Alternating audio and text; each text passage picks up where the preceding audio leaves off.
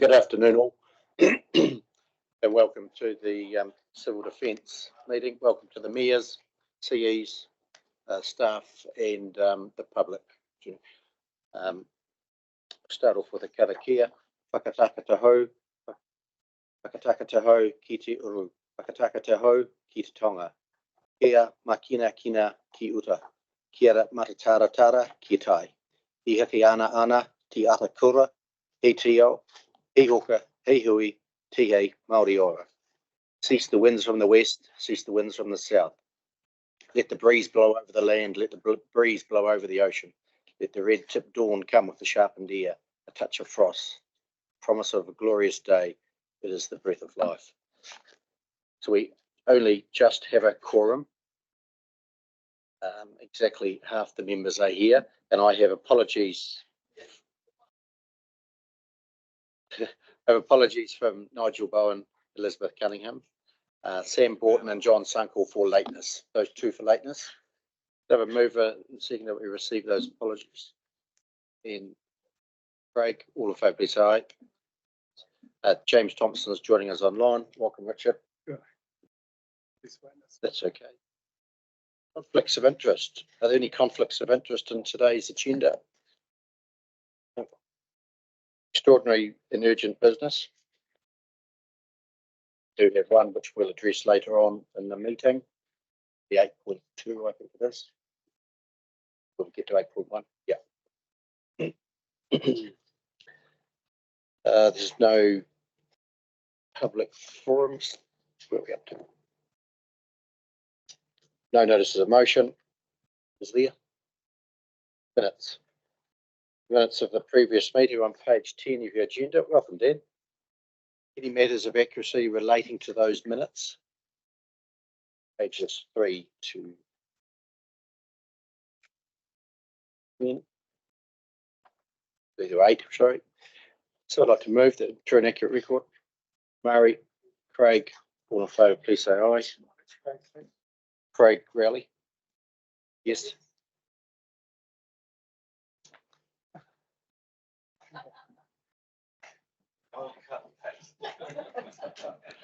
Thanks, Grant. Yeah.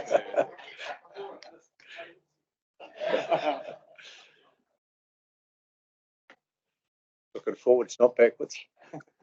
So, thanks for that. That's well done. The CDM. Report items number 8. And Richard, you're stepping in for James today, who is online. James, welcome. You're at home with COVID, so obviously we don't want you here at the moment, but if need be, you can join in. So thanks for that. Thanks, Neil. 8.1 Civil Defence Emergency Management Joint Committee's Resolution Status Report. Richard. Kia ora koutou. So this is as a resolution indicates is just an update on the status of the various resolutions, and as you look through the table, you'll see a lot of green, and so I'll just leave it at that and happy to answer any questions.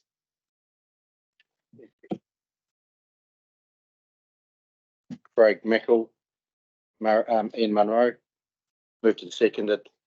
Put the motion, all in favour, please say aye. Against, carried. 8.2 National Emergency Agency update. Can I suggest that if all right with you, Mr. Chairman, we might come back to this. The NEMA staff are over at the precinct with the Prime Minister and their Minister at the moment. Park 8.2. We'll park 8.2 because Michelle will be doing that one. Moving over to 8.3. The Civil Defence Emergency Management Group Coordination Centre Exercises 2024. Richard? Yep. Oh, right. Phil, you take this one. Yeah, through you, Mr. Chair, I'd just like to draw your attention to this paper. And basically what I'm trying to message to the mayors is that we have got a very busy exercise program this year, predominantly to support Roof Whenua, exercise Roof Whenua, which is a national exercise being managed by NEMA, which is based on an AF8 impacts.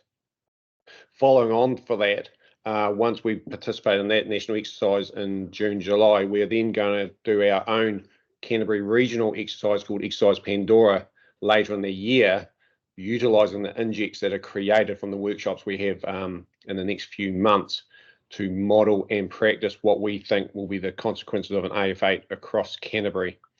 The key thing is that the exercise in November will be all the EOCs, all the Canterbury EOCs, the local councils, and the Canterbury ECC will be activated all on the one day. This hasn't been done for quite a long time, and it'll be great to test all our communication systems and what that looks like. The other purpose of this paper is also to seek a nomination from your group to come on to a governance oversight group to oversee these exercises. We have got myself and James Thompson and also CE Hamish Dobby from Huanuri have come on board. And the idea is the impact or the workload will be low, perhaps 2 or 3 meetings, just to ensure that you're comfortable with the strategic oversight and the outputs of this of these exercises to ensure we're going to deliver what you would expect from us in civil defence emergency management. Happy to take questions. Thanks, Phil. Any questions, Liz? Yep, Murray? So will the governance group be? Sorry, could someone repeat that question? The comms were breaking up. Is the governance going to be formed before or after the exercise? So now, pretty much. So we have done some scoping work. The Roof Whenua, which is obviously happening through June, July, we've done a lot of pre-work, so we'd basically bring the member up to date on that, but it's around more the Exercise Pandora into November. So we would anticipate a couple of 3 online meetings starting in the next, first one within the next 2 to 3 weeks as an update, and then some strategic targeted dates from then on. And you're looking for a member from this group to go on there, on that group? Ideally, that would be a great result. Yeah, I know I can't do it because I won't be here for some of those meetings, so excludes myself. I was thinking of Councillor Sunkel, but he's not here and I haven't asked him. But is anyone else showing an interest to fill that gap in on number 3 of the recommendation? If I may, I mean, we do have less representation here today, and it would be good to perhaps canvass some of the mayors that aren't present today to see if they have a natural interest, and John would be part of that group as well. I think would be a good option, but we need to fill that space, I think. So you're suggesting, Murray, we don't fill it today, but we've canvassed with mayors who would like to do it, and deputy chair, and see who will do it. So will we get to item number, or bullet point number 3 of the recommendation? It's just left up to the chair to decide who that person will be. Yeah, through the chair, I would support that. Oh, look at that. We'll include that as item, an adjustment to number 3. The chair will liaise with the committee and decide that person. So no further. Welcome, John.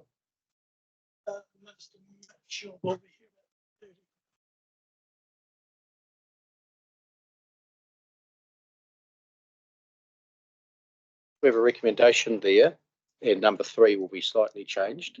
But the other 2, the Civil Defence Emergency Management Group Joint Committee endorses the formal exercises plan for 2024 calendar year.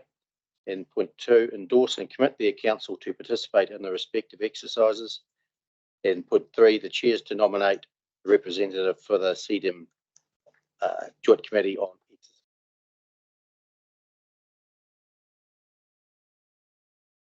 Breaks, moved and seconded. Any discussion?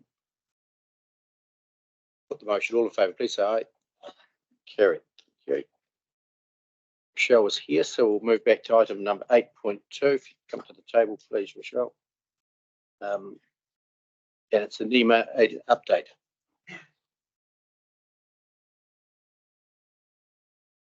Kia ora koutou. Apologies for lateness. You're probably aware that we do have the Minister and Prime Minister visiting down at the Justice and Emergency Precinct, so we were tied up with that. I will keep this short, given that Minister Mitchell is going to come and visit. Potentially Dave Vaughan, our Chief Executive Officer, will be with him as well. I'm not too sure, so they can probably allow time for them to give a bit of an update. Yeah, so I'll take it as read. I think, if anything, would just like to draw your attention to the bill. That is a question that we continue to have. It has been reinstated, as you are aware, and before Christmas, Parliament reset all the dates for the Select Committee to report back to the House on the bills. And the Emergency Management Bill is now due to report back by the 19th of December 2024, so end of the year. And part of that being it's to allow for feedback that may come through from the government inquiry into the North Island severe weather events, which is due to the Minister in March. So we sit in those conversations today. Rochelle? yeah, from me, the submissions have been received by the Select Committee and they are now all available online. And I think the most recent update around that process is just around keeping an eye on the website for when it's updated. So yeah, there's been no further action other than they're received, they're published. Yeah, and as it comes to hand, we'll share. Welcome, Mayor Major. It's okay. Any questions, further questions? I think, oh, sorry, through you, Mr. Chair, before I sit down, I just want to acknowledge the response over the last week or so. And James Thompson and myself were on the Chatham Islands last week. So we were actually not here to be a part of that. And just really strengthening that Canterbury-Chatham Islands relationship also, which I believe Mayor Kroon has been connecting with you all as well. So yeah, just want to thank you all for your respective support and your councils and respective councils, yeah, commitment through that time. So thank you. Thank you, Rochelle, and it went swimmingly well in your absence. So. That's all right. We got your apology for lateness. So that's good. The recommendation there that we received the NEMA update. Would like to move. Anne, right, Anne Murray. Put the motion, all in favour, please say aye. Carried, thank you. Next item is 8.3. Oh, sorry, we've done that one here. 8.4 and Civil Defence Emergency Management Forward Planning. Richard. Good. So the purpose of this item is essentially to signal to you what reporting we're intending to do and when we're intending to do it. And so, as you'll see in the attachment, the various groups and how we will be reporting back over the year. I'll leave it at that and take any questions. None. There's a recommendation there that we adopt the proposed Civil Defence Emergency Management Coordinating Executive Group and CEDM Joint Committee calendar, recognising that it will be subject to change. Mover. Craig Mackle and John Sunkel. No discussion. Put the motion. All in favour, please say aye. Carried. Thank you. 8.5. Civil Defence Emergency Management Legislated Appointments. Richard. So this is a simple recommendation from Waimate District Council, who wish to appoint Dylan Murray as a local controller, and clearly the group will support that, and I really wish to speak to it. Recommendation there that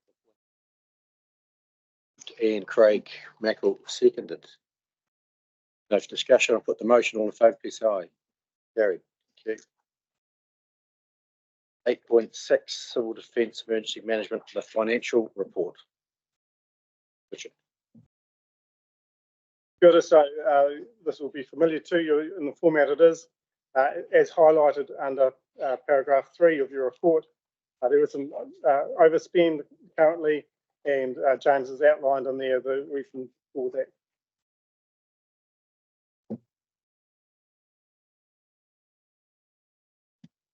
Very simply straightforward report. Any questions of Richard? If not, so not to move. John and Sam. Motion, any discussion? Put the motion, all in favour, please say aye. Carried, thank you. 8.7, the review update. So this is a relatively short report, as you'll see, and I think there's a couple of key points in terms of the group's response. First of all, the report spoke a lot about some of the changes in structural options. And our view from the office is that the potential to work more collaboratively, and I think we are already progressing in that direction, and that doesn't require structural change. I think there's some confusion over what was meant by clusters, and I think that cluster model, as I understand, is already working in South Canterbury, as they're working together, and there is further opportunity to apply that same model elsewhere without changing the formal structure. So in terms of structural options, the key point from us is we need to work better together, and we are already heading in that direction. The second component is around group priorities and what we should be working on and what we shouldn't be. We're doing a lot of work within the office to outline all the things we're working on and try and ensure that there's a clear scope of what's happening, what's going to be delivered by when. Typically, the way we've operated is we just get on and do things, but we recognise it'll be useful to have greater transparency over what are the priorities we're working on, what are we going to deliver by when, and also what are we not able to deliver, rather than trying to juggle with hundreds of different things all at once. So what's been proposed is that we'll come back to you in May with our work program, identifying what we think we're able to do with our current resources, what is not able to be done and the risks associated with that. And that way you can appropriately manage that risk and say, yep, you're comfortable with it, or no, we'll find another way around it. Questions? I just have one, Richard. It's on number 8, under bullet point 8, development of the work program. And it talks about the example of there's relatively little in the way of risk reduction and recovery. I'm thinking about risk reduction. I'm thinking about the Port Hills fire. It happened 7 years ago and happened again now. So should there be some work on reduction of that risk, raised or cleared or something, and it's sitting there ready, perhaps again, whatever years? Will that be part of your brief? Yes, absolutely. And so the key areas that we're looking at, we talk about the 4 R's, but outside of an emergency event, what we do is it's either risk reduction, it's readiness for response, or it's readiness for recovery. And those are the key things we work on. And historically, and it's not just at group, it's not just in Canterbury, it's at all levels, including nationally, the focus is almost always on response, because if you get the response wrong, it's a very bad look. And risk reduction and recovery are typically neglected. So that's part of the process we need to go through, identifying what we are doing in this. Is that enough? Should we be doing more? If so, what? Just back that up, just in some the Christchurch recovery manager in place go, yes, we were engaged from the beginning of the month, so we were side by side, understanding what's going on, but there's still a feeling of lack of knowledge, of competency and understanding for those folk in the recovery space, and they kind of feel like not quite the orphan child, but not sort of there in the primacy. So I think in those conversations with more than one person just this afternoon, we do need to do some of that work to uplift the skills, the thinking and primacy of response, and as you rightly say, also in risk And that's a question that's been asked at the CKN table today of growth and farm and process and trees and where does it lie, who does it sit with, so that we don't have another one in 2 or 3 or 4 years' time. Yes, Sam. Yeah, Phil and I just had a couple of things to say in response to that question, which we'll touch on first. So, Phil, do you know, hold up what you've what I've put along today? We prepared earlier. This is a Tentis designed piece of work. They have worked with Christchurch City and Selwyn on trying to help with fire prevention, and this is a direct result of the work that was in 2017. And needing to work together over the last couple of years. It's a trial that both Christchurch and so on have done. They've got these up on the Port Hills in Bottle Lake Forest, and we've got them out in a forest in Selwyn as well. Early fire detection, detecting heat, smoke. You can chuck pollen, wild animals, whatever you want, sensor-wise on them, but they sit on a pole. And the ability to use technology to help us think about future fires, I think, is going to be an important part of our fire preparedness and readiness. And they're about 50 grand each, roughly, and there's roughly 20 out there. Oh, sorry. Yeah. There's 20. They're 50 grand each, and there's roughly 20 of them out there at the moment. The other thing the Christchurch City Council is doing is putting them in places in town where crime's a bit, people don't feel secure. But getting back to the fire, it will help our risk immensely. I was talking to Wayne Hamilton up the hill today, and he's got the footage off one of these, and it just shows the smoke start, get bigger, bigger, bigger, shows you where it's starting from, tells you where to go. These are the way to go, and it's live too. He can get it on his phone, just flash it up live at any time. So these, I think, are a way forward, and I think we should embrace them if we can. Yeah, and they've got wider implications. So we're thinking about in Selwyn for floods detection as well. So they could put them beside a particular bridge or beside a river, and it'll measure river flows and everything. So you get instantaneous results back. Yeah, there's lots of potential uses for them, and they're working well for us in a test phase at the moment. I'm thinking about where they go further. Do you have anything else on this particular fire to talk about? No. I'd just like to say that the pine thing, like the fuel that has been on the hills, that's actually one of the things that and Phil and I have talked about, how we might address that, because whatever we do, we want to do together. There's houses on those hills, and it's cross district, and we've all got places that can burn in Canterbury, so this can affect all of us. And this summer has been a fire season where we've seen multiple fires. The national policy statement for exotic forestry is just super permissive, and so we have done a bit of a desktop at Selwyn just to say, what's our ability here to try and control through our district plan what could be planted on the hills? And because district plans can't be, in opposition to the national policy statement, it really presents a bit of a problem for us. And so if there's going to be a change, I've asked for a more in-depth report on it, and Phil and I will work on that together. But there's going to need to be some legislative change around that, and whether that's the insertion of extreme fire risk as a mitigation factor that would enable us to insert something into our district plans, and that could just be as easy as a few lines, or whether there's greater changes to the exotic forestry piece that might need to go in there too. But it's not just the Port Hills, but at the moment the focus is on the Port Hills, so we want to use the energy that's here now in the conversation to drive a different outcome, because in 7 years' time, we don't want to see the same thing repeat itself. And Murray could use it at Taranui, at Cape Valley, things like that, for a time with bush up there.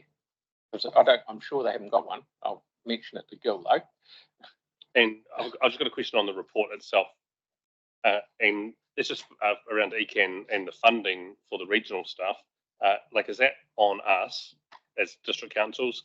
Is that on ECAN for the funding? Like you said, we're going to keep kind of the same structure, but increase the region. Where does that funding come from? And if it's on us, can we know soon? Because that hopefully is already included in our plans. And if it's not, it'd be interesting to hear from John how the conversation's gone around your table about any changes to funding for a group over the next 10 years. So in the immediacy, the uplift that we talked about and sits within the rate, so that'll go out on a pro rata basis across all the TAs, so we will collect that. That sits within purview. There's an ongoing conversation about where the rates sit and what the future might look like. So I think again, it's something for group to think about and TAs to feedback in as to what the 10-year program looks like. At the moment, we're kind of going, there's reserves, we want to bump them up because it's getting big. Here's some extra expenditure we need. Here's an extra $500,000 to put some staffing in, because we know we have those challenges and lack of resourcing. But I think we do need to have a deeper and wider conversation amongst the TAs and group to really put a picture as to what the future does look like, given the report that we have. And I think once we've decided what that might look like and what the opportunities are, then we do need to have that conversation. That will be up in my mind, sort of pro rata across the TAs as the funding rating uniform annual charge sits at the moment. Jen?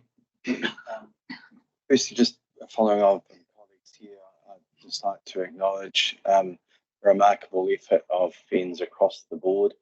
We had fires in our district not that long ago, and had fire support from numbers of volunteer brigades from across Canterbury. I'm incredibly lucky. In fact, I was talking to some of them on Monday when I was out at a celebration or an event in Swananoa, and the teams are all exhausted. They really are, and it's just a truly remarkable effort. So I just wanted to place on record our thanks for that. Just in terms of what Mayor Sam and Mayor Phil were talking about, we'd be very interested in that being furthered and how we can support that. The appropriateness of plantings, the events wouldn't have been as bad as they were in our district if, particularly if some of those plantings weren't there, because it was just fuel, literally fueled it, and it jumped. I went up and had a look, and you could just see where it jumped across properties and took out a number of houses as a consequence. So that appropriateness, and we're going through our district plan as well, so I would really like to understand that. Can I just say in general, I'm kind of speaking to the report briefly, just we very much appreciate the turnaround.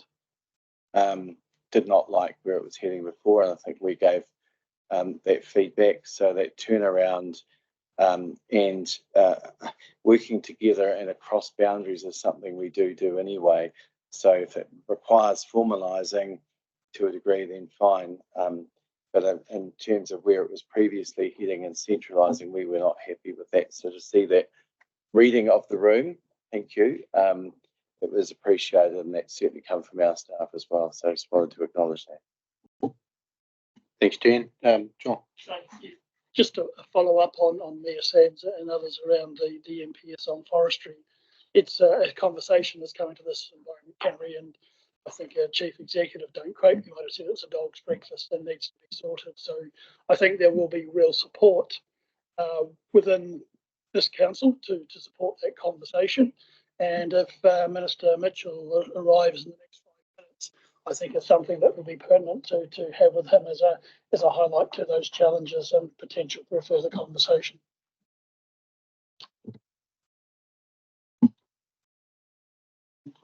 Yep. You. Oh, Rob. Rob? Yes. Hello, Mr. Chair. Thank you very much for the opportunity to speak. Thank you for the signs of support for our volunteers. They are busy. The presentation from Mayor Sam and Phil, the technology is a key part of early detection. Great, and we support that. And you've also mentioned around fuel loading on different locations, and I think that's the key to modifying that fuel load. It's the only part of the fire environment triangle that we can alter. So we support that, getting into district plans in regard to offsets from properties, etc. It's the only way we're going to save those. Thank you. Thanks, Rob, for that update. Comments? Any further questions? Otherwise, we have a recommendation there, which is we received the report noting that a group work program addressing the recommendations contained in the 23 KPMG review of the group is intended to be presented to the Joint Committee in May 24. Would like to move? Sam? John? Any discussion? The motion, all in favour, please say aye. Against, carried. Whakatau, I've managed to get around most of your councils and present, and So first of all, thank you very much for the opportunity to do that. It's very important, I think, to be able to get out there and engage around recovery. As it was highlighted in the last item, it's often neglected, so I'm very grateful for that. And I've outlined a summary of the feedback that I've got, and we'll take forward into the next iteration of the recovery plan. The second component of the report and the second recommendation is that we consider a recovery board, and it's an advisory board. In my plan, I didn't highlight that, and we've done some work around. So it's an advisory board, and the purpose of this is not to diminish the role of this committee in any way. It's actually probably as much as anything to help me as the recovery manager in a large, complicated emergency. So not like the one we're currently in, but like an AF8 or tsunami or very widespread flooding that requires a lot of resources and a lot of moving parts. Having a group that are experienced in recovery, are well connected both through the region and into Wellington, who can help advise me so that we can bring you the best possible advice and best possible papers on what we're doing and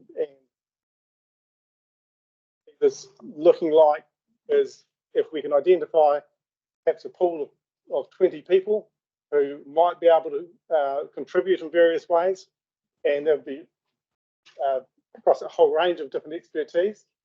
And then for any specific event, we might pull together 8 of them, and they act as that board for us. Part of it is so their role is to provide that strategic overview, and then also provide both strategic and tactical advice to myself and to yourselves. And then thirdly, also using their own networks and contacts to help influence and guide where we need to. I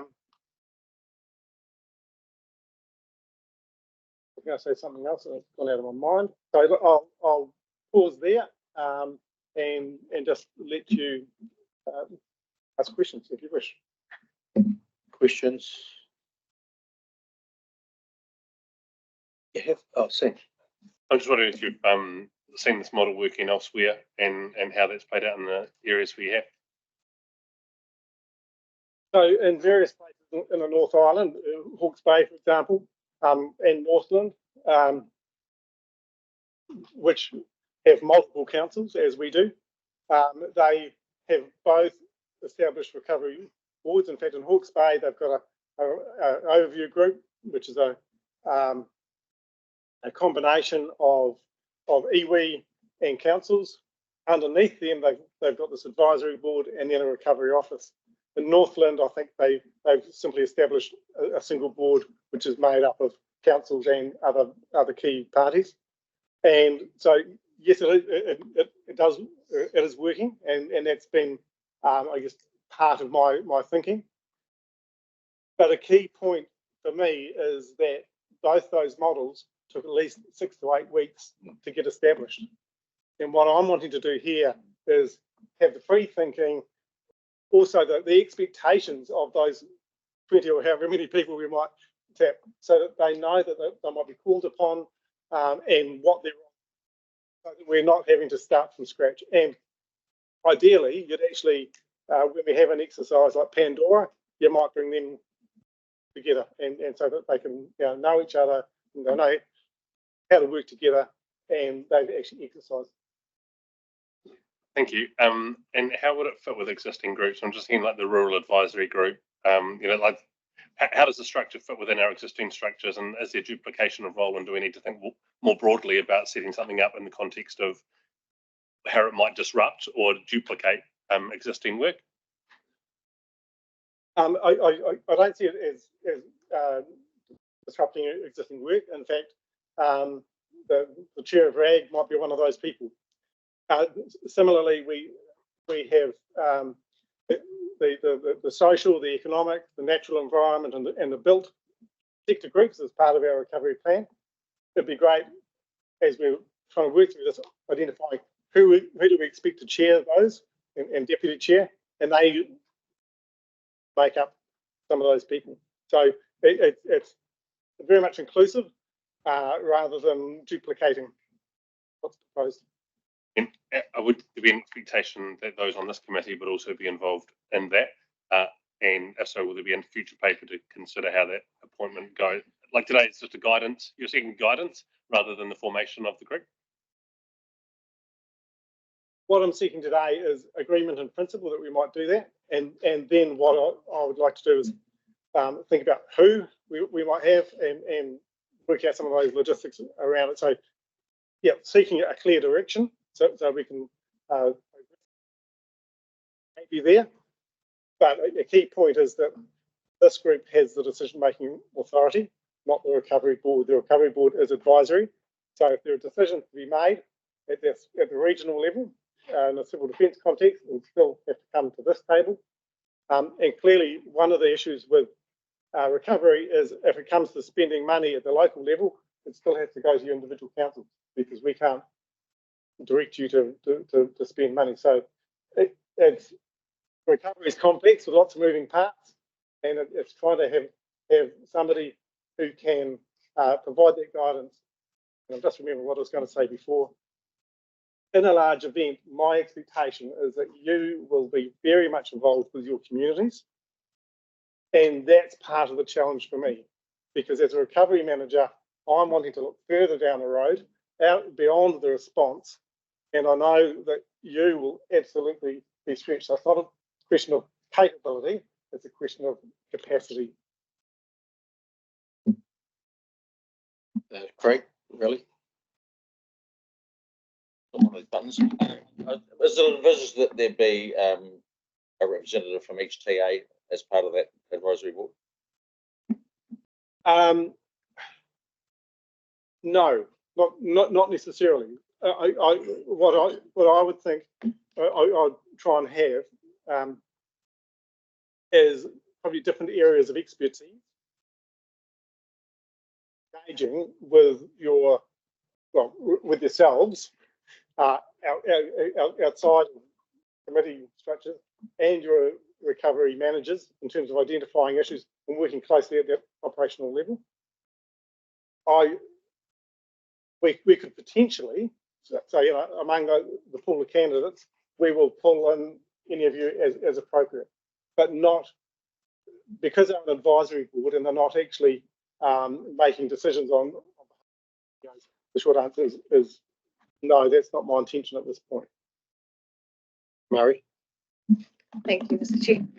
If I can just understand the structure. So if there was 20 people that are named to sit in this advisory board, and depending on the issue or the event that we're talking about, you might pull 7 of those 20 people because of the type of advice you'll be seeking, given the type of event that we're exposed to, and so who will have the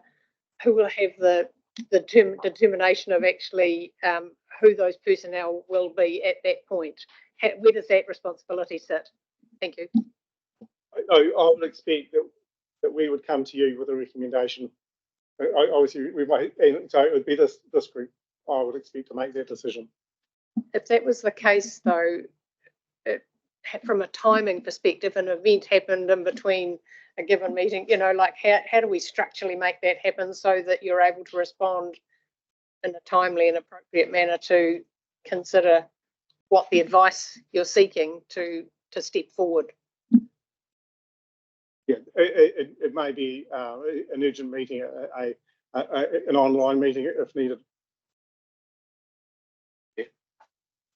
Just following up, I'm not really sure what you're trying to fix here, because this body can be called together pretty smartly, and I'm just testing this, and we're already here with the blessing of our councils and our communities. You know, you can call this group together pretty smartly via Zoom and all other methods these days. You know, what are we trying to fix here? You know, when we were in the middle of events of our own, we were getting together, especially over the floods with me and Neil. We were coming together and supporting each other through that time and providing that guidance. So I'm just not clear what you're trying to fix here. Okay, so just to be clear, I don't see this board coming together for something even as big as the 2021 floods.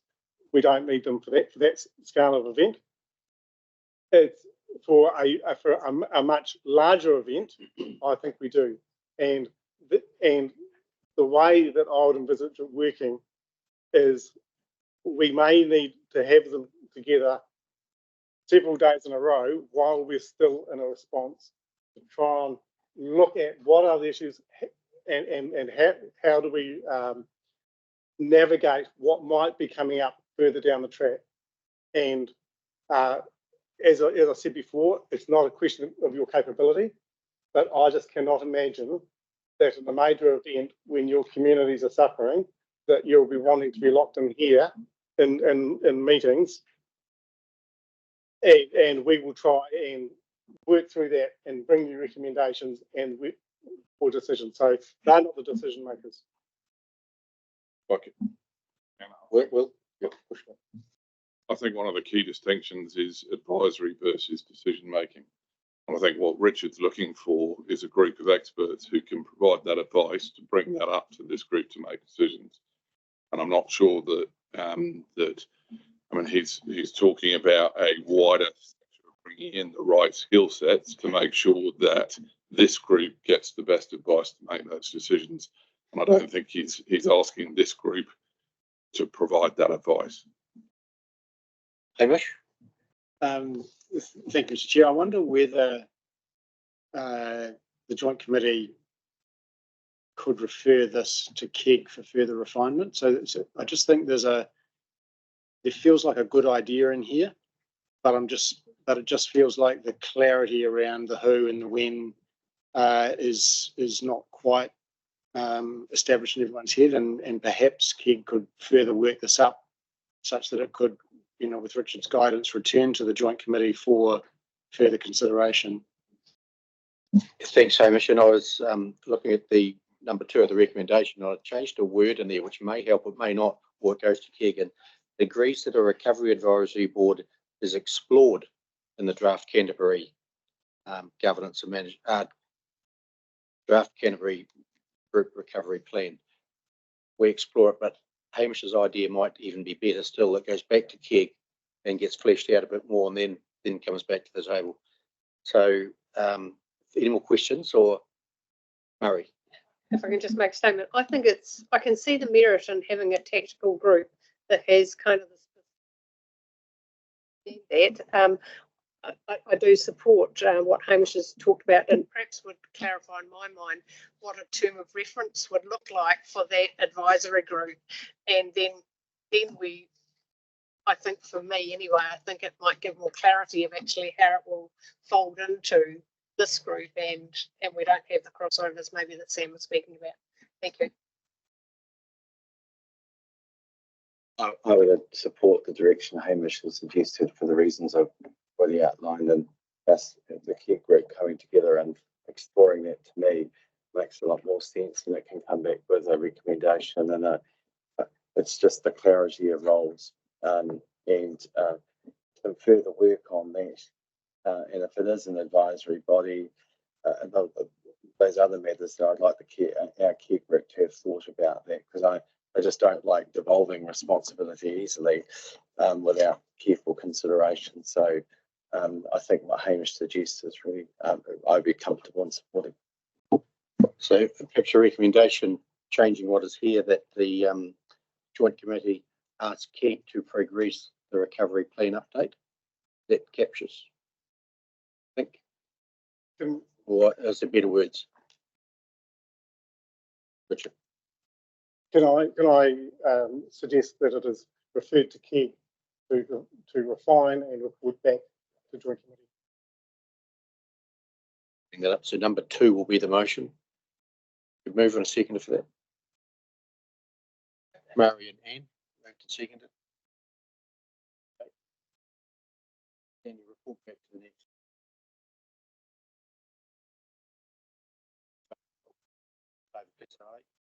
Very, thank you. 8.9. Since then from the 23 North Island severe weather event update. Richard. So in the attached table, it provides the detail of the recommendations that previously came and the status of those, what's been completed, what's ongoing, and some items that we are yet to address. Questions? There's none. There's a recommendation there that we receive the update on the recommendations from the 2023 North Island severe weather report. Move in a seconder. John, Sam. Any discussion? John. I guess it's almost perennial, the lack of a central repository for lessons learnt and the challenges that we saw in Auckland, the challenges we saw in the Hawke's Bay of things that we sat here and said, how did that happen? Because we would have known. Has there been any further work on how we expand those lessons learnt and actions into a national space to potentially achieve some of those outcomes? I know the minister's interested in it and may make comment. I think that is an issue for NEMA to respond to it at the national level.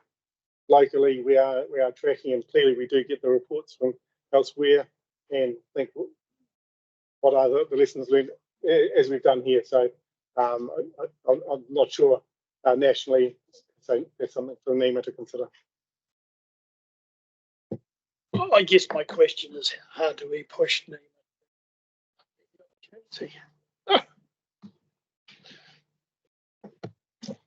Not sure if you will give that opportunity, but moved and seconded, or John seconded Sam. The motion is there. Any further debate?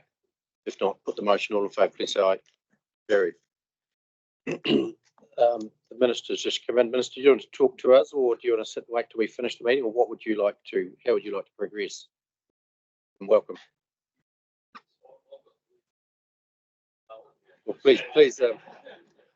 We'll probably take longer than it. So if you come up to the table. Yeah, perfect. And the floor is yours for wise words and wisdom. Thank you. Right. Okay. It's a bit more technical down here than it is up in Wellington. Look, firstly, can I thank you all of you for giving me the time and the opportunity to introduce myself. I'm Mark Mitchell. As the incoming government, the Prime Minister has trusted me with both the emergency response and also the recovery, which of course they are aligned without a doubt. We are doing a lot of work to make sure that we improve the national response around our national emergency. And I guess if I can say, I've been lucky enough since taking on the role that I've been over to Westland and Whakatau with Helen Lash, who acted very quickly in putting them into a local state of emergency. She wasn't sure about that decision when I had arrived, and me personally, I thought absolutely she had made the right decision, and she had made the right decision. And I was there for a couple of days, so I could sort of see. For me, I'm trying to work out the framework of how it all fits together and how it actually all operates. So I was very impressed with her and her leadership team and the forward-leaning decisions that they were making, and of course, that weather event never really came to pass. It sort of kissed the eye, the West Coast, and sort of disappeared off. Thank goodness. And then, of course, I came down here on, it must have been last Wednesday, was it? I'd been up in the Hawke's Bay for the anniversary of Cyclone Gabriel. And as I was walking into the airport to fly back to Wellington, I got an alert saying that the Port Hills had a fire and that it was windy. And I thought, well, this probably isn't going to go so well. And so I flew straight down here. Richard, I want to acknowledge you and your team, without a doubt. And the other thing that I want to acknowledge is Neil, your decision supporting both Phil I was on the ground for 3 days, and I learned an enormous amount in those 3 days in terms of what we can do too, and what we need to be looking at from a national level to continue to support you on the ground. Without a doubt, when you compared the community, as you know, they had the Port Hills fire in 2017. It was hard to believe that there was a day separating them, 7 years in a day. But you could clearly see that there was still anxiety sitting inside the community, and the police with their reassurance patrols, using the Hallswell Community Centre for doing reassurance meetings and allowing the community to come together. The way FENZ had responded so quickly, I think the first appliance was on the scene in 9 minutes, and they got helicopters in the air straight away, and they defended homes. There were 4 homes that they could have lost in that first sort of 24 hours. And my sense of it is the community just started to feel like FENZ police, our first responders, had control of it. So, you know, it was just, for me, I was blown away by the response, to be honest. Richard, again, just acknowledge you and the entire team. The one thing that was really apparent is having the EOC and being co-located in that Justice Precinct is something that's critically important, and something that I'm talking to the Prime Minister about replicating around the country when we can.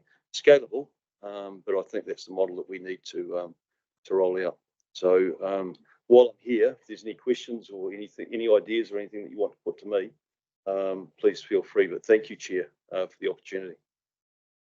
Thank you, Minister, for those words, and thank you for coming down when you learnt about it. I think having the Minister on the ground when the event is happening also gives the reassurance and for the community. And you talked about myself with leadership, Sam, so can't take all the glory. Everyone deserves the glory for managing that event. And I think I'm very small compared to what these two gentlemen these two mayors were, and Richard and his team, and FENZ and Fire and St John's and everyone else. So, yeah. But you were decisive, and putting it into that local state of emergency quickly allowed everyone else to do what they needed to do. I think the other thing that I observed, which I think we've got to take forward, is that you also were very pragmatic about the way they dealt with the public, with the checkpoints, allowing people to get back into their house, escorted, to get things out. And I think that relieved a lot of the pressure and the tension, sort of having that pragmatic approach to it. So, yeah. Thank you. I do have one question. You want Dan? Mayor Dan? Quickly, just to say that I acknowledge colleagues that did an outstanding job. But I'd like to, we've also had, me, Murray and I have both had experience recently too with fires in our own communities, which have been substantial. And our joint MP we share, Stuart Smith came down and was on the ground pretty smartly. But I just, the FENZ professionals, but all the volleys that come out and just make it happen. I've been out to see a number of them, little brigades, just to pass on my thanks to them for what they're doing. And they've been out responding in Port Hills across the board. They're exhausted just from that effort they're putting in. They've got day jobs as well. So just to mention that, Minister, we really appreciate your presence here and the Prime Minister today, which means a lot to our communities. So thank you. Thank you, Dan. John. Thank you, Chair. We touched briefly up in the precinct around lessons learned, and we were just having a very brief conversation here about the knowledge that we have given 10 years of mayhem. Good to see John Price leave, because I think he arrived when it all happened down here. And to tell him that in his valedictory. But we have such a knowledge. How do we get to that repository? And I guess it's a NEMA question of transferring that knowledge and the understanding of knowledge, so that what we've learned as a region, what West Coast will have learned, what Hawke's Bay or Te Rāwhiti or whoever learns sits in a repository, so that these lessons aren't just forgotten. Really critical, I think. And you talked to turning up, and the 2017 fire report was there and going through and going, yep, we've made the changes, we're making it happen. Again, that's those lessons learned into action. That's one question. And the other, you talked about the forward thinking and the positive action within the legislation, unless we have not declare precautionary, and yet within Canterbury, we have taken that view at times of made a declaration on the potential of things happening. And that's one of those things I think we probably need to do to give some more thought about, not waiting until the event happens when it hits the criteria and then making a declaration. It's some of that community confidence and readiness that can happen if we just go a little bit earlier, knowing what's coming. So to the first point, I think that without a doubt, NEMA should be the repository of that lessons learned, so that we can get, without a doubt, there's definitely different scales of capability. In relation where you go in the country. I mean, here in Christchurch, it was very obvious coming to the EOC. You've got depth there, you've got the people that know what they're doing, you've got leadership, and it sort of all comes together. Other parts of the country don't have that depth. Being able to get all the information and the lessons learned is really important for us to be able to inform us in terms of the decisions that we're making around trying to have a much more resilient national system that can support. I think in terms of the legislation, right now is the time to get those ideas and put those ideas forward, because if you want another layer in terms of escalation that doesn't take you into a full local state of emergency, then that is something that we could definitely look at in terms of folding into the emergency management bill that's sitting in the select committee at the moment. I have paused that for a couple of reasons. One, we're waiting for Sajiri Mataparai's report to go public in March, and the other one was so that to give us the opportunity to come out and consult and get feedback in terms of how we can strengthen that that bill. Thank you, Minister. Mayor, Just briefly, thank you for being here and support last week. And one of the things that's been raised today with the report, and I noticed the Prime Minister's response was around vegetation on the Port Hills particularly, and the response was back that it's kind of on Phil and I to think about that. We've done a bit of a initial look at that, and actually the National Policy Statement on Forestry is going to be the problem, which is very enabling for pine forestry. And so inserting extreme fire risk into some of that legislation to enable us then to locate particular areas we want to exclude plantation pines from would be very helpful for us, and any other work that we can do to support legislative change, because at the moment we couldn't, even if we wanted to, we're having that discussion, we don't have the levers to pull because we can't be inconsistent with the national legislation. So just to highlight that for yourself, and if we can work with you and your colleagues around that change. Oh, Sam, I'm glad you've raised that, and because I was aware of that even when we were doing the media stand-ups, and there's still a state of emergency in place, and they were still dealing with the fire. The questions coming from your local media around, what is the proper land use? How can you prevent this in the future? So I think that, I am aware of that, and if you are identifying and seeing that needs to do some changes to the legislation to help you actually make changes that you need to do locally, then absolutely fire that through, and I'll talk with Tom McClay and sort of give him the heads up on it as well. Yeah. Thank you. Sam, do we need to, you're still going to work on that, or does the group need to do some work on that?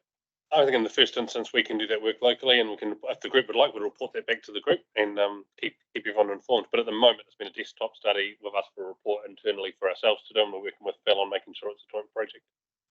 Great, sounds good.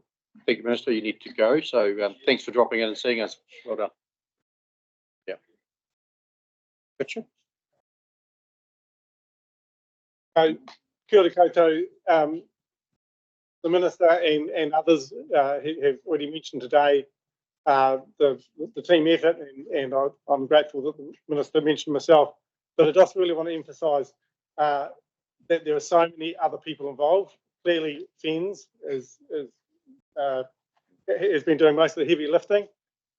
Even then, there are crews that come down from Nelson and Marlborough. There are dock crews, and then within CDM, Brendan and his team at Christchurch City, Al and his team at Selwyn, and we've had people coming from other districts around Canterbury to act as response managers over the weekend and so on.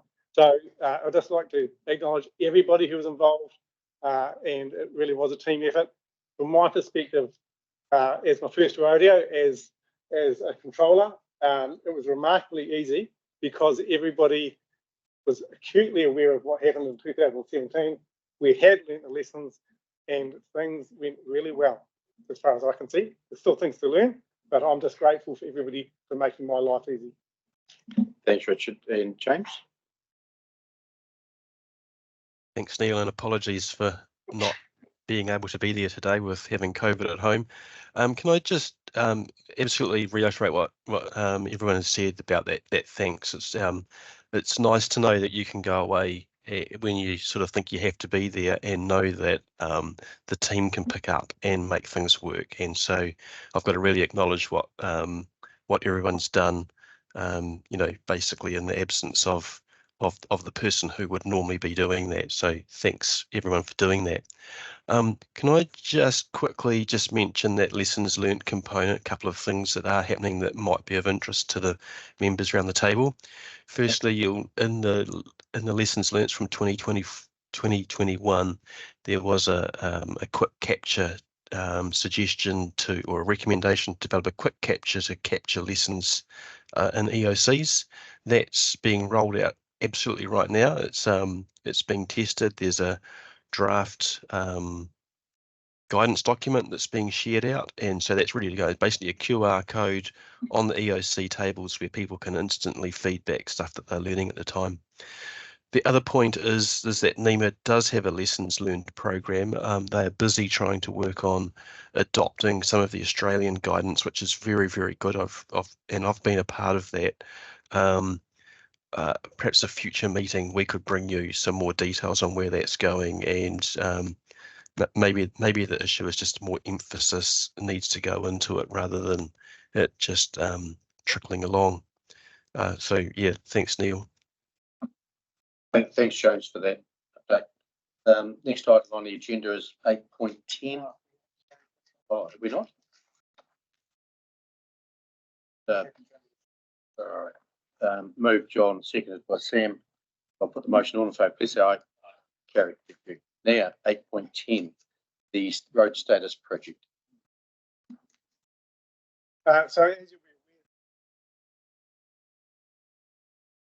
be aware, and between writing the report and now have a discussion with TOG, which is the Transport Officers Group, and so I will give a revised version of recommendation 3 for you. But essentially where we're at is we're wanting to produce, and we have already on local authority, road controlling authority, including Whakakapi, their road information and put it in this live map. And apologies if I didn't have other things on my plate. We were intending to actually bring the map up and it slipped my mind.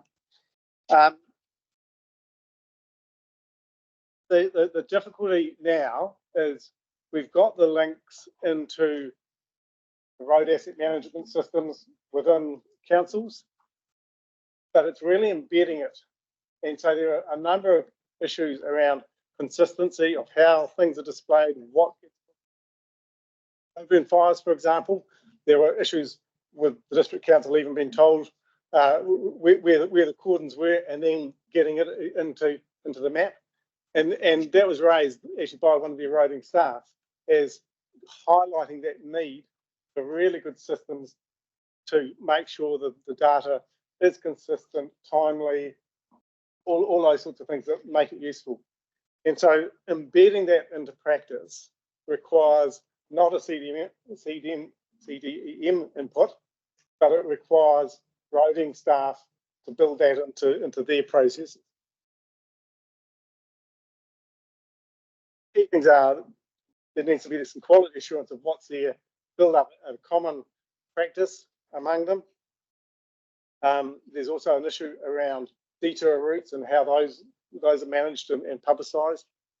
And then also embedding in practice and testing and exercising it. If you haven't practiced it, you're not ready. So those are the key steps that we need all road controlling authorities to do. Your roading managers are very busy people and they've got a lot on their plate, and I appreciate that. But without that collaboration, we are unable to come up with something that's truly useful and timely. So there are 3 recommendations there. The first one is just noting the work that we've done, as I've described. The second one is that we will continue through CDM to try and promote and embed this into our exercises and practice and advocate for it. The third one, which I'll suggest an amendment to after discussion with Todd, was that it be referred to the Regional Transport Committee and that they refer to Todd. After discussion with officers, they are suggesting that TOG is not quite the right group. They tend to be a strategic policy type group. And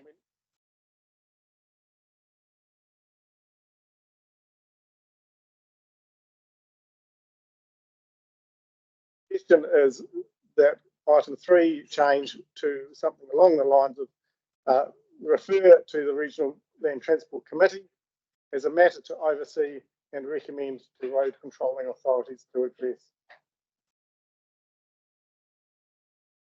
I can repeat those words if need be. Yes, please. Refer to the Canterbury Regional Transport Committee as a matter to oversee and recommend to road controlling authorities to address. And we will continue to work with road controlling authorities to help that happen. The fourth one I think can remain as is. So the key point in the fourth recommendation is asking the Regional Transport Committee to flag it with Whakakapi as they're reviewing and updating their systems, that they consider how they can incorporate this into their systems nationally. Questions of Richard? Hamish. Oh, sorry, Sam. If you want to, okay. Thank you, Mr. Chair.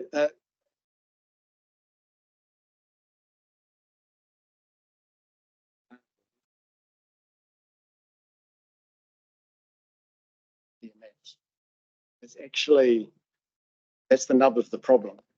And the project seems to be getting into a whole lot of minutiae around what the road controlling authority can and can't do and the technology they might have, and being absolutely sure in the midst of an emergency that every detail is right.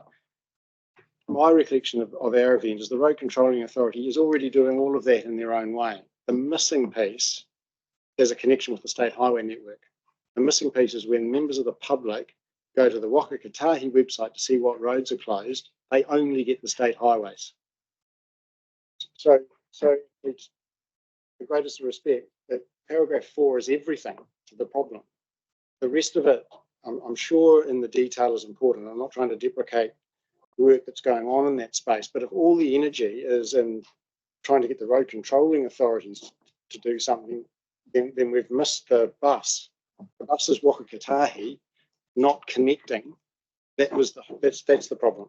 And I just fear from all this that we're going down some alleyways that are missing the main trunk line. Thanks, Hamish. Respond? Yep. If I can reply to that, with the greatest respect, I think the issue is actually with the local road controlling authorities, because yes, Whakakapi can publish the information, but it's not their information, and it is actually working through the detail of how do you report it in a consistent way so that it can be published. And I think if we can get our regional model working, and currently it's not, and we're already sucking in data from each council, but it's the quality assurance of that and building it in so that we have that information in a reliable way. I think that really strengthens our arm to get it on a single website, such as Journey Planner, or wherever else we might do it.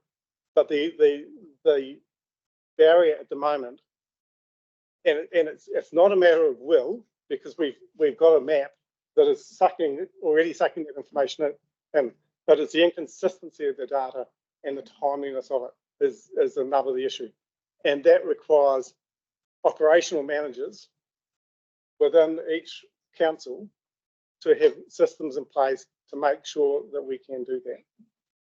I think it's a management issue, and you need to sort it one way or the other, then bring it back for once it's you've got it sorted. Sam.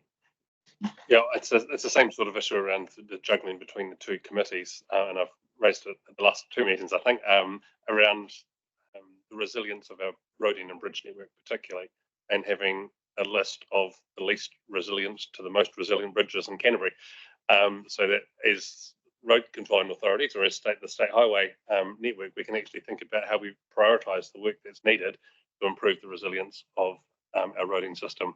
And when it was raised in the Regional Transport Committee meeting, I said I'll bring it up at the Civil Defence meeting, and then we talk about it here, and then it's easier. Or maybe that should be back in the Regional Transport Committee meeting.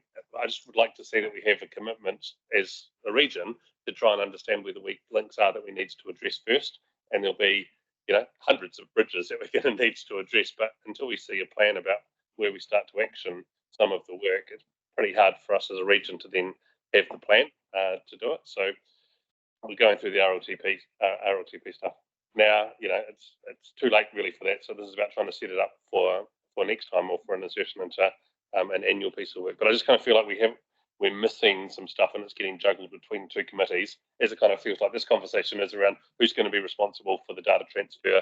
The public is in a better space, because in the end we're just here to serve them, and the other ones are having to be directed all over the place, only to find that the other road's closed somewhere else that wasn't on the website.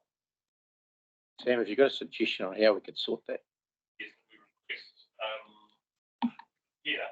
after this meeting, for the staff. Oh, push a button. Sorry, push a button. Yep. In this meeting, the request would be that the Civil Defence group identify or provide a list of bridge resiliency for Canterbury bridges, and that would help us. And from a regional transport meeting, we could then see where that sits. Who's responsible for doing that? That'll be a discussion between the staff and where that sits. But I mean, if this meeting could ask for it, resilience should be the thing that we are concerned about. And then we get it actioned, and whoever does it, that's of less importance. I just want to see the outcome. So we'll have to scrap what's here. Add that recommendation to these recommendations we got. Is what you're saying? Will they not be contradictory? I just think it's an as well. And it could stand alone, Mr. Chair, if you'd like it to be a separate thing. It's been raised. If the meeting doesn't support it, that's fine. But I feel like it's been raised at many meetings, and I just haven't seen a report or any traction on it. And I think it concerns all of us. Bridges come up all the time around our resiliency. Trey, have you captured what Sam was saying? Okay. Just crafting it. While we're doing that, any further questions? This sort of data, if it gets to where it needs to go, so be used on the highway, local roads for diversions around. Yeah, at the moment that's a little bit ad hoc too. But yeah, here we go.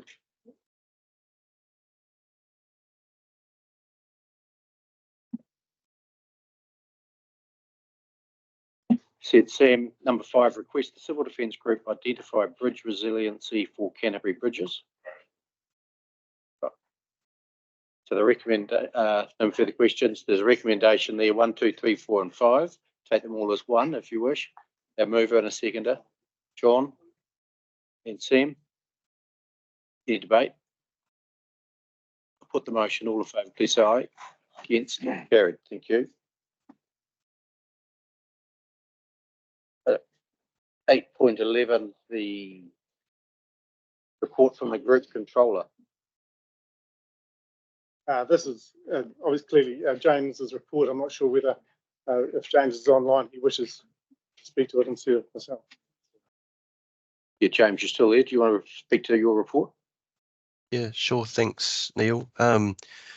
Just an update there about the red West Coast rain warning that you've just heard about from Mark Mitchell.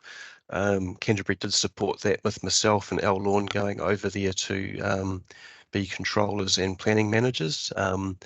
Luckily, as Mark said, the rain didn't turn up, but we were there, and it was good to be able to lead in and provide that support. Also, preparation for wildfire.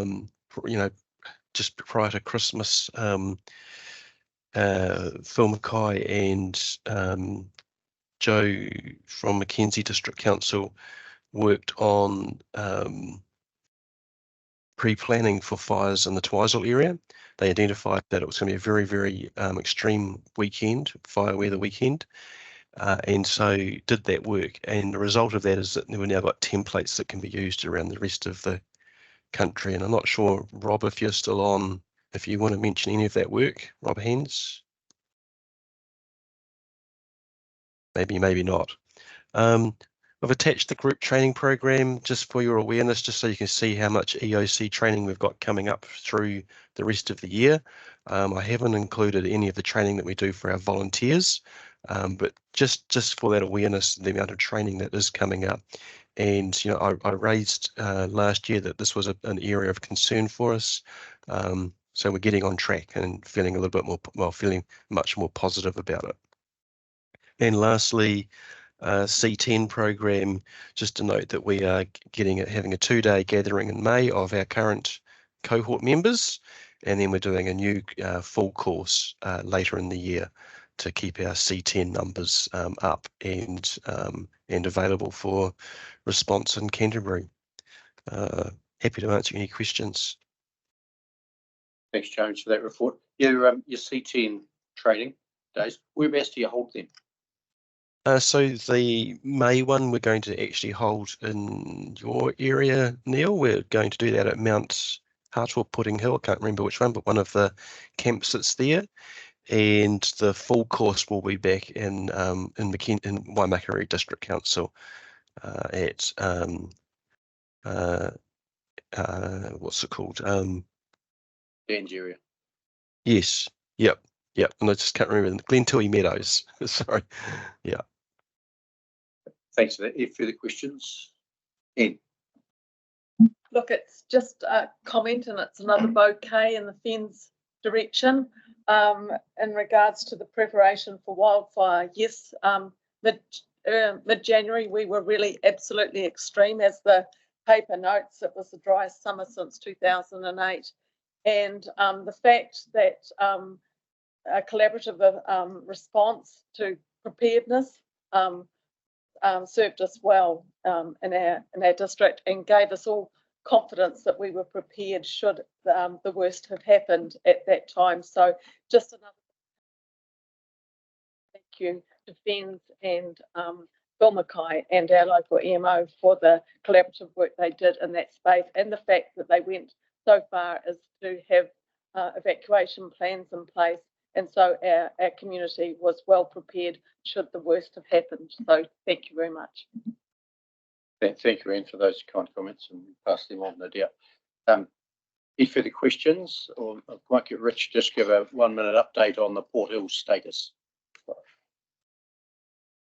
Yeah, so as you know, during the response phase, the Christchurch City, Selwyn and group were working with all the other agencies, grew together.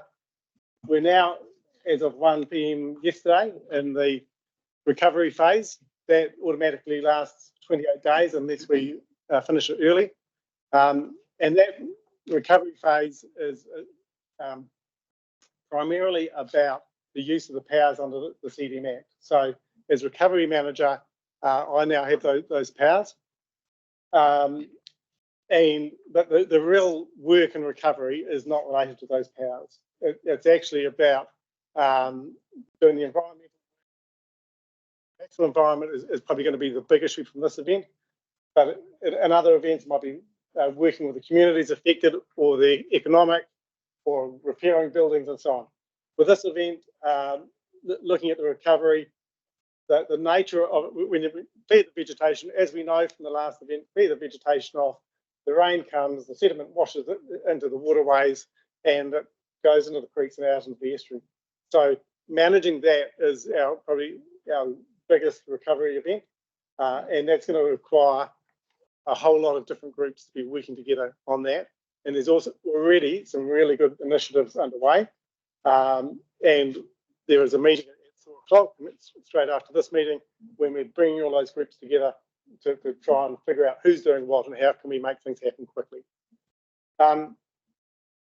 The other thing I'll just mention is and this leads into the late paper that will be coming shortly. At the moment, I'm the only recovery manager, and I'm going on holiday tomorrow. And so this leads into the late paper where we're looking to. We've spoken, I think, about this before, about appointing other recovery managers, and that's really the intention there. So there are others who can exercise those powers. So just finally, that 28-day process, that's not the recovery timeframe. The recovery timeframe will be much longer, but that's the initial period. You have your meeting at 4 o'clock, and you touched on it with one day for the next 6 months it's going to rain. It could rain quite a bit. How do you get on if you've got an excited ECAN abatement person running around trying to make your life misery? How do we get on there? Because everyone's got to be realistic. You're not going to throw grass out of the ground in 5 minutes. We are lucky at the Adventure Park and Worsley's Basin that the council has put in some massive stormwater basins, but we won't be able to stop everything getting out if it rains like crazy. So there's got to be a bit of you don't have to now, but can you talk about that at your meeting at 4 o'clock to make sure we're not? Yeah. So some of these issues will be very much on the meeting agenda at 4 o'clock, but also to flag, we are already talking while we've got diggers on site doing a lot of the fire work, having to dig out logs and so on and put out the fire. We're already having discussions about getting them to do emergency works to help build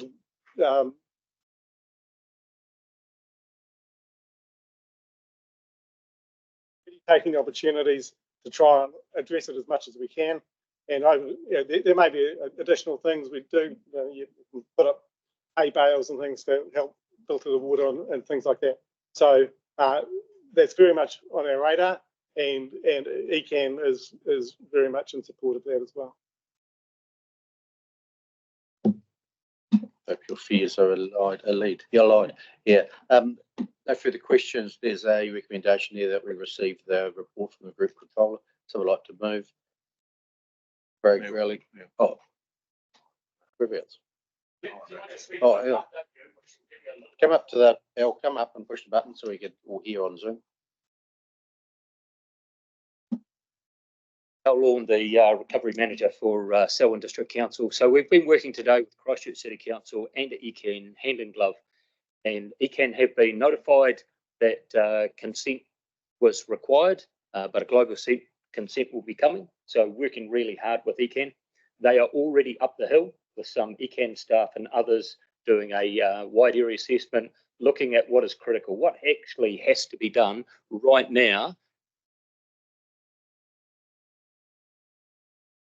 Things are happening, and working really closely with ECAN, which is great. I hear what you're saying though. Let's hope the paperwork doesn't get in the way of some common sense.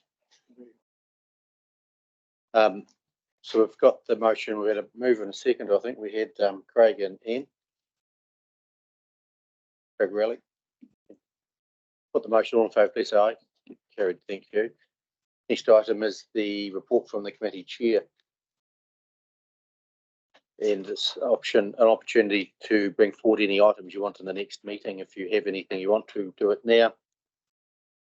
And also we'll pick the next item is the extraordinary supplementary agenda. So we'll receive the chair's report first. Murray? Can I throw the cat amongst the pigeons and go back to 8.10? In the resolution, we talked about the resiliency around bridges, and I've just been sitting with the discomfort, and rather than go away and host that, are we talking about the status of the resiliency for our bridges only on the state highway, and that when we do that scoping, or are we talking, if we're talking about some information being on a website and using it for, you know, diversion if the road's out for accidents or trauma or whatever, do we need to understand the resilience of our local bridges as well, or are we just talking about state highway? Because I need to understand that to see whether we're getting the right information in that scoping report that's going to. So sorry to throw you backwards. No, good point, Murray. Sam, what were yours? Oh, yeah, sorry. I mean, and maybe I should have raised it as a matter for the next meeting. It was just because we were talking about juggling between the two meetings that I raised it at the point that I did. The intention was for it to be all bridges. It needs to be local bridges too, because if a state highway's out, then it becomes a local road issue. So I guess if we're thinking about what we included in the recommendation, it's not stated or it's not specific that that's what we're seeking. So I don't know whether you can change that, but we'll add a note to the minutes to specify that it's all bridges. Yep. Great. Thanks. That covers it. Someone like to move the received the chair's report. Craig Rowley and Murray. Put the motion on the phone, please. Aye. Carried. We got the supplementary agenda 8.13.